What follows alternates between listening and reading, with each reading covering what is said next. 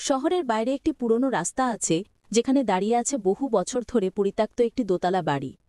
স্থানীয় লোকেরা বলে ১৯৯৮ সালের একটি ঘটনার পর থেকে বাড়িটিতে কেউ আর থাকতে পারেনি। ঘটনার শুরু।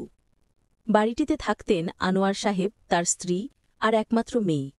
হঠাৎ একদিন রাতের বেলা তাদের চিৎকার শুনে আশেপাশের লোকজন দৌড়ে আসে, কিন্তু দরজা ভেতর থেকে আটকা।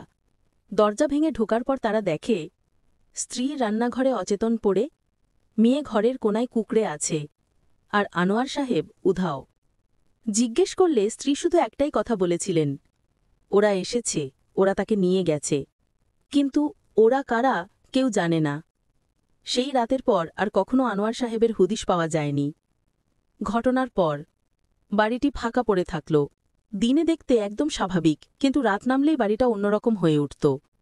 লোকজন বলতো জানালায় কারোর ছায়া দাঁড়িয়ে থাকে, মাঝরাতে দরজা জোরে বন্ধ হবার শব্দ হয়, আর বাড়ির ভেতর থেকে শোনা যায় কারোর ফিসফিসানি। অনেকেই কৌতূহলবশত ঢুকতে গিয়েছিল, কিন্তু কেউ ১০ মিনিটের বেশি থাকতে পারেনি। সবাই একই জিনিস শুনে এসেছে, পায়ের শব্দ, কিন্তু মানুষের নাই। দ্রুত, অসমান, যেন মাটিতে যেন কিছু হামাগুড়ি দিয়ে চলছে। ২০১৪ সালের ঘটনা, যা এখনও লোকেরা স্মরণ করে। ৩ জন কলেজ পড়ুয়া ছেলে ইউটিউব ভিডিও বানানোর জন্য ওই বাড়িতে ঢোকে। তারা মোবাইলে রেকর্ডও করছিল।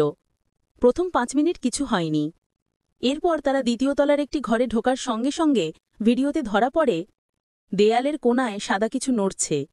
ছেলেরা ভয় পেয়ে দৌড়ে নিচে নামতে গিয়ে দেখে প্রথম তলার প্রধান দরজাটি ভিতর থেকে বন্ধ হয়ে গেছে।